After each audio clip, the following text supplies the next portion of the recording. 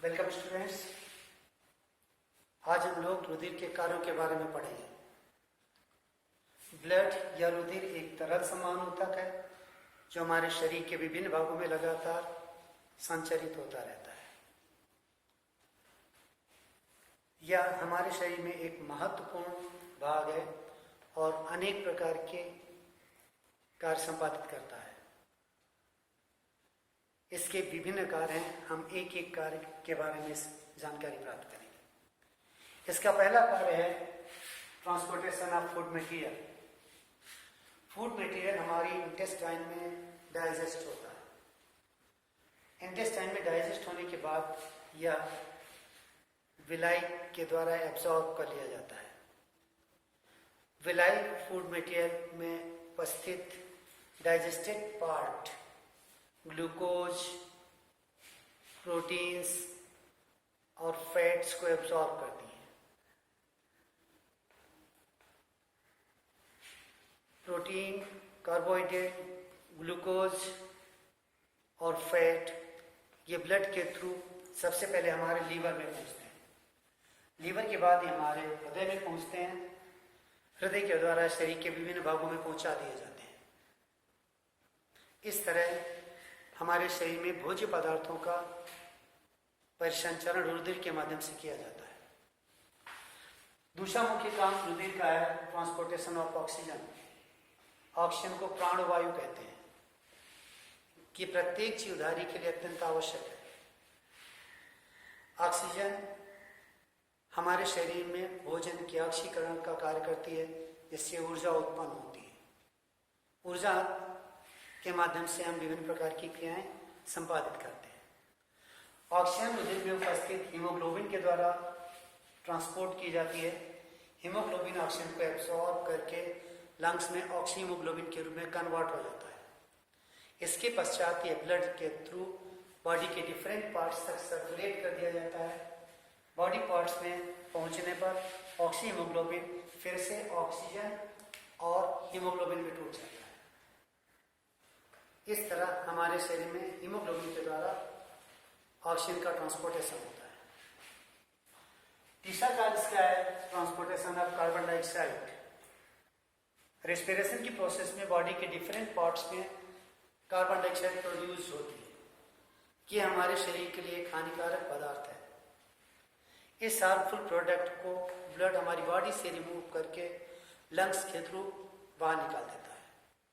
Carbon dioxide का transportation मुख्य रूप से 3 प्रकार से किया जाता है। कार्बन डाइऑक्साइड कुछ मात्रा में हीमोग्लोबिन के साथ मिलकर कार्बोक्सी हीमोग्लोबिन बना लेती है और यह कार्बोक्सी हीमोग्लोबिन हृदय में फेफड़ों में पहुंचने के बाद फिर से हीमोग्लोबिन और कार्बन डाइऑक्साइड में टूट जाता है। दूसरा, कार्बन डाइऑक्साइड प्लाज्मा में उपस्थित पानी के साथ मिलकर कार्बोक्सिलिक एसिड बना लेती है। यह एक टेम्परेरी कंपाउंड होता है। लंग्स में पहुंचने के बाद यह फिर से H2O और CO2 में टूट जाता है। इस तरह कार्बन डाइऑक्साइड फेफड़ों में पहुंचती है।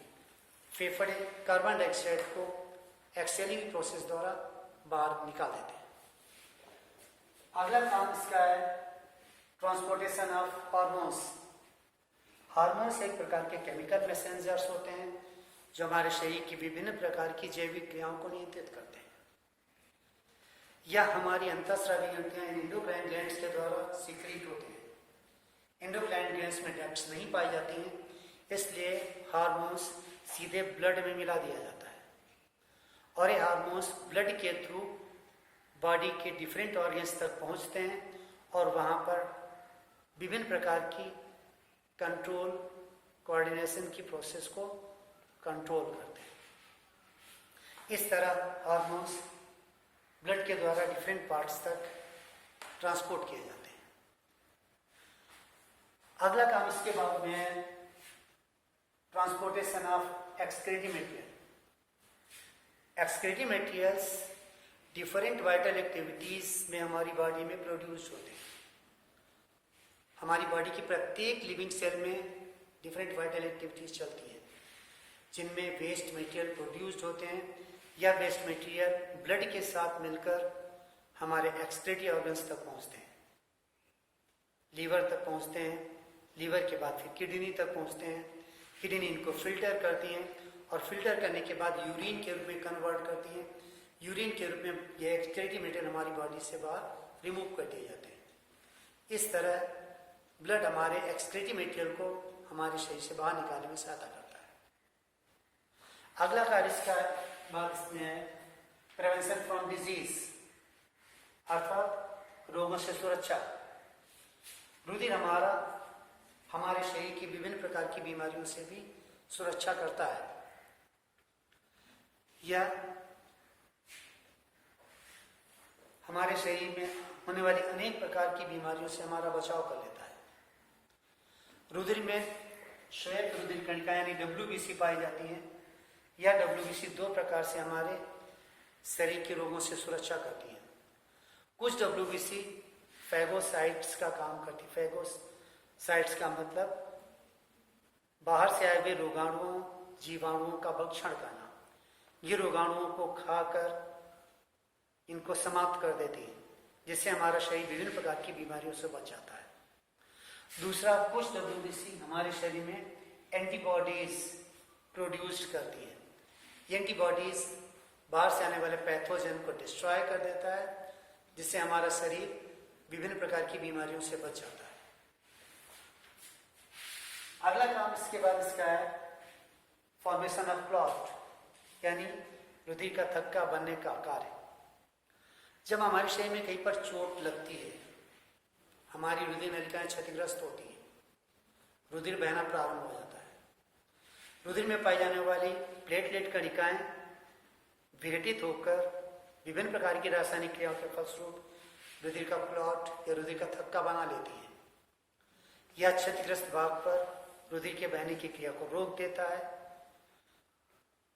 क्षतिग्रस्त भाग पर बना हुआ ब्लड क्लॉट यानी रुधिर का थक्का कुछ समय के बाद सूखकर स्कैब या पपड़ी के रूप में बदल जाता है, और यह स्कैब उस कटे हुए भाग की हमारे की सुरक्षा करता है।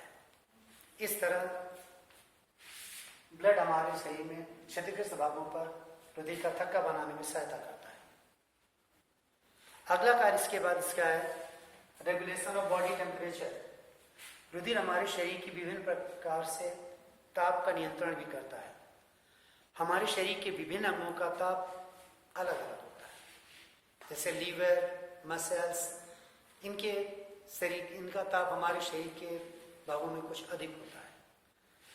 ब्लड हमारी बॉडी में लगातार सर्कुलेट होता रहता है, और ये ब्लड जब ऐसे स्थानों से पहुंचता है जहाँ पर टेम्परेचर अधिक होता है, तो वहाँ से टेम्परेचर लेकर बॉडी की सरफेस तक पहुँचाता है, जहाँ पर स्किन में बहुत सारी ब्लड कैपिलरीज पाई जाती हैं। जब बहुत सारी ब्लड कैपिलरीज में ब्लड पहुँचता है तो इसका टेम्परेचर कुछ कम हो जाता है। इस तरह हमारे शरीर के सभी भागों का टेम्परेचर रेगुलेट हो जाता है, सामान्य हो जाता है। इस तरह हमारे शरीर में रुधिर ताप को नियंत्रित करने का काम भी करता है। इस तरह से ये विभिन्न प्रकार के कार्य रुधिर के द्वारा किए जाते हैं। धन्यवाद।